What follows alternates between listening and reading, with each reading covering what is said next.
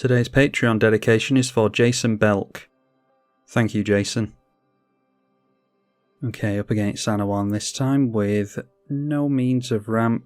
I don't think is good enough, so we will mulligan. Okay, into 3 lands at least, but still no ramp. Yeah, okay, I don't want to go down 2 cards really. The deck's slow and clunky enough as it is, so we'll get rid of the intangible virtue. Our opponent getting down a tap land as well. Nothing for us to do on turn 2, so no point taking the shock from Hallowed Fountain. Una's Blackguard. I forgot that there was this art on Magic Online. But as well, you usually see this in fairy decks, but it does care about rogues.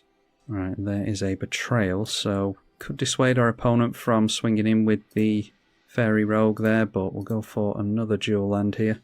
And maybe getting down the Solitary Sanctuary is fine here. I don't like the idea of our opponent getting down plus counters on their rogues, and I suppose the plus counters themselves don't matter as long as the Una's Blackguard isn't in play. So we can exile that at some point maybe with the Swords to Plowshares if we're worried about discard. Another tap land from our opponent means that it's a 2-mana spell we see here. Well, it's a good one as well. The Bitter Blossom is probably worth blowing up. Alright, but we've got that Forbidden Orchard again, so do we just go for our commander here? We'll get a plus counter fairy next turn, but can't swing in with it and have us discard. Yeah, let's get down our commander while they're tapped out.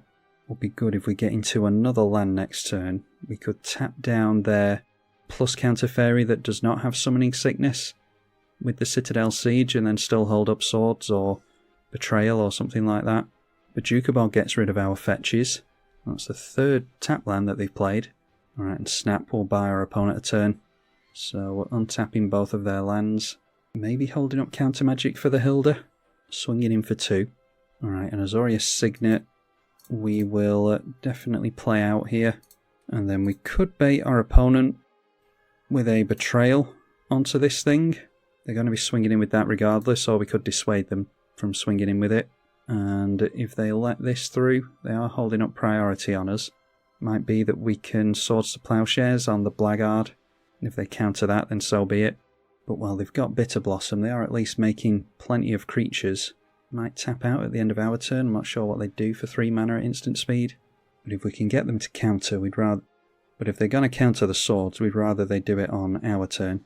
Might be that they tap out into Rowan here so that they can hit with some rogues. Instead, going through to combat.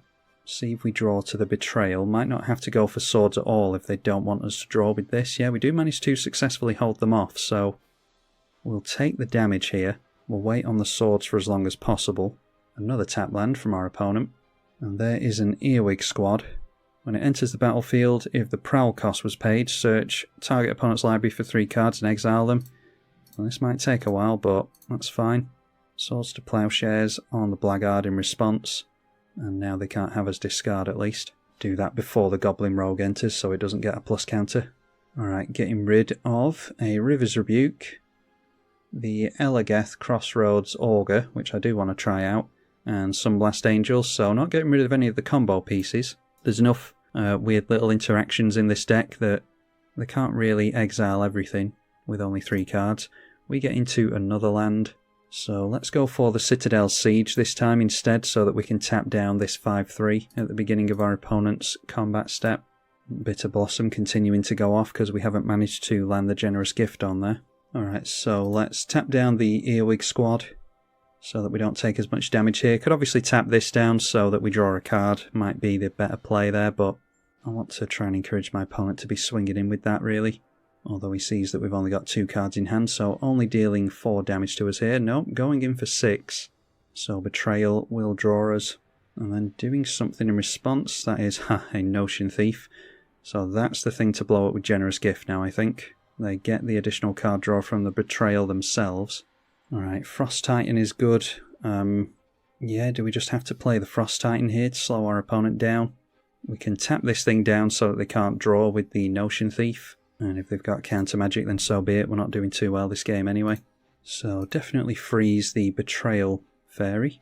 And they can go wide on us, but they'll lose some decent sized creatures, so they probably just go in with the Flyers. Citadel Siege can tap down the 5-3 at the beginning of the turn, so we are slowing our opponent down nicely. It's just Not doing it as fastly as we would like. The Solitary Sanctuary, doing a plus counter thing for the first time. And they do go in with some spirit tokens, so we might as well chump block here. Once again, getting a prowl cost, so making some more fairies. And that is an extra turn one as well, yep, extra turn, so yeah, our opponent's just doing way better than us, I think. They will untap the Betrayal card now as well. A Memory Plunder now from our opponent, so it just has absolutely everything for us, unfortunately. We'll be able to get rid of the Frost Titan here. The control player doing perfect control things. Will have to pay the ward cost, but can easily afford that. I dare say he does it here. Does mean that he has to tap out at least, but don't see what we can really get into here, in all honesty. So just for the fun of it, point Citadel Siege at the Fairy Rogue. And yeah, our opponent's going to draw a card. We see the interaction there. It just doesn't draw us a card. It draws our opponent the card. And yeah, this is going to be a big hit. 2, 4, 9, 10, 11, 14, I think. So near enough half our life total. And takes us down to 15. Alright, that is a Quiet Contemplation. I think it just has to be Hilda, and then we'll make a 4-4 with the Citadel Siege. That's pretty much all we can do here. It's noteworthy that if we'd done it previously, then they could have gone for that Swords to Plowshares onto it anyway. Yeah, and I love this one in the rogue decks, a Thieves Guild Enforcer. So that will be a Death Toucher, they get Scry on that as well. And we mill a Jeweled Lotus and an Ancient Tomb. Hopefully Jeweled Lotus won't be relevant. An Ancient Tomb is not good, the lower our life total gets. So don't mind those mills. More mill from the Fairy Rogue entering. And this time it's a Talisman and a Niveus Wisps. Anowon finally coming into play. And we'll mill us again. This time a Feeling of Dread and a Sleep. So we could go for the Feeling of Dread here. That is 2 mana. We won't be able to put mana into the Hilda, unfortunately. I don't think it saves us anyway. Our opponent seems to be going wide in the air. 16 damage there alone. So I'll tap down the 5-4. And we'll do a Scry 2 and draw with Hilda just for the fun of it. And yeah, there we see a Bluster Squall, so just too late. Misty Rainforest as well. So we'll just bottom both of those. We lose here anyway. Obviously just drew our opponent an additional card with the Notion Thief there. But we'll just take the hit and see how far down we go here. Betrayal draws our opponent another card. Alright, and we go down to -9. Yeah, I didn't do too well there, obviously, against the control player. Controlled us quite nicely, but it was a fun game regardless. I do like Rogue Tribal. We'll try another one, see if we can actually get a Hilda game in. Playing against Chatterfang this time. And we have Azorius Signet again into Hilda's Crown. Yeah, mana's the struggle in this deck, but yeah, we'll keep it. A Retreat to Coral Helms, so we do have some relevant 3-drops to make at least. As for now, can be some colour fixing and ramp in the form of the Signet. Our opponent just dropping a second piece of green mana and passing, and there is a Plains for us, that's good. So let's attempt our Hilda. And then if we get into a land again, we'll be able to go for Retreat to Coral Helm and tap something down, make a token. If not, we can do that with Hilda's Crown of Winter, assuming that our opponent has something to tap down by then. Let's see the Chatterfang here. They do have all their colours. And there it is. Should have plenty of means of tapping things down against Chatterfang. It is a fetch that we get into. Yeah, we don't have to crack the fetch, I suppose, so maybe it's just best to go for the Charret, actually. So that means playing and cracking the Scalding Tarn now, getting a dual land, because we want the mana held up for Hilda, of course. And this way we hope to keep both of our creatures in play, and that way we can consistently draw cards. So a stun counter going on the Chatterfang, 1 mana going into Hilda, and we'll make a 4-4 elemental. Alright, and that draws us into Ancient Tomb, that's excellent, so yeah, should be able to get some stuff going this game, assuming that our opponent doesn't have any spot removal. A Tireless Provisioner will make tokens, but they're non-creature tokens, unfortunately. Dropping a land into that likely makes a treasure. Alright, and there's a Reflecting Pool, so yeah, going for Retreat to Coral Helm should be fine. And then we can play ourselves an Ancient Tomb, tapping down the Tireless Provisioner. And obviously we can make use of fetches doing that at instant speed if we have a fetch available to us. So Charret going to draw us a card again. Probably should have put Hilda on the stack first so that maybe we draw into something better and don't want to put mana into Hilda, but I think we're fine to do it here. So make another token. This is going to be making our junk winder cheaper. Alright, there's a Court Street Denizen. So yeah, that's a means of comboing off. Assuming our opponent has enough creatures and we have enough mana. Go for Hilda's Crown of Winter, and that will refill our hand nicely. If our opponent has enough tap creatures and we've got the 3 mana to put into this. Not much point tapping down the squirrel token if we can get them to chump block here, because we do want to be dealing damage ultimately. It's all well and good tapping your opponent's creatures down all the time, but if it's not getting you through to a victory, then there's not much point at all, really. Might be able to show off a bit of Junkwinder gameplay, actually, because next turn it will cost 2 less, and that means we'll be able to get it down quite easily for just 5 mana. And it does play well with the commander, because obviously it sees the tokens coming from our commander and works with the tap shenanigans. A Phyrexian Vault for our opponent. Tap, sacrifice a creature, draw a card. And they're getting squirrel tokens as well as treasure tokens on landfall. Drawing a card from the vault by sacrificing a squirrel.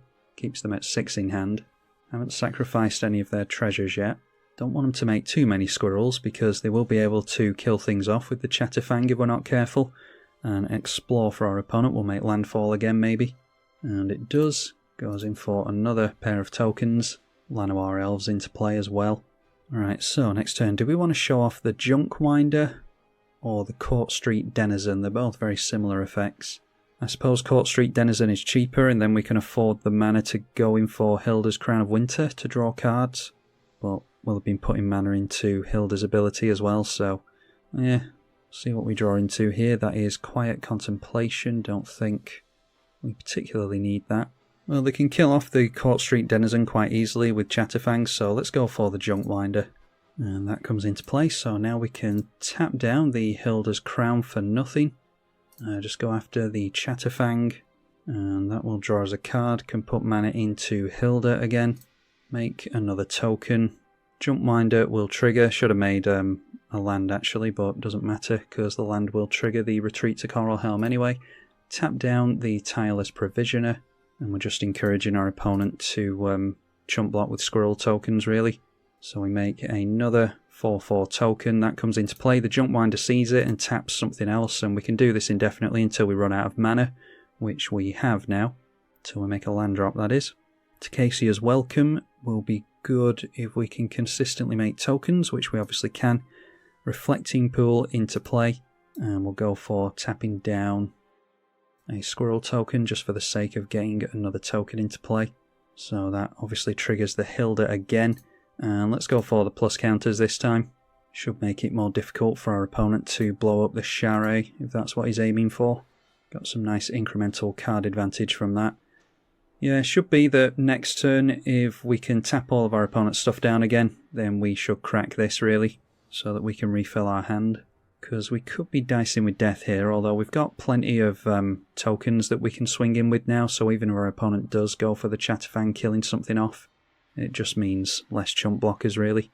A land being made into the Tireless Provisioner, a Cabal Coffers is pretty useless with this board state. Not seeing a lot of duels from our opponent. Nadia's Nightblade will see tokens leave the battlefield and drain us for 1, which is good with the treasure tokens. That does include treasure tokens. Using the sack outlet to get rid of a squirrel, we'll draw a card, and then a treasure token was used there, so Nadia will draw us for 2, or drain us for 2, our opponent draws 1. And would need a Toxic Deluge here really, unless there's some kind of combo we can get into out of nowhere. But apparently didn't get into what he needed, so decides to scoop it up. Yeah, I'm still not entirely sold on Hilda, but as we can see in this game, if you are allowed to get going, then it can really hinder your opponents, especially against creature-based decks, so it is more of a casual type commander, but yeah, once it actually gets going, it is a fun one, so worth playing in certain metas, I think. Hopefully you all enjoyed watching Hilda of the Icy Crown. Massive thank you to the patrons for their constant support as ever. I'm tribalkai. Thank you for watching.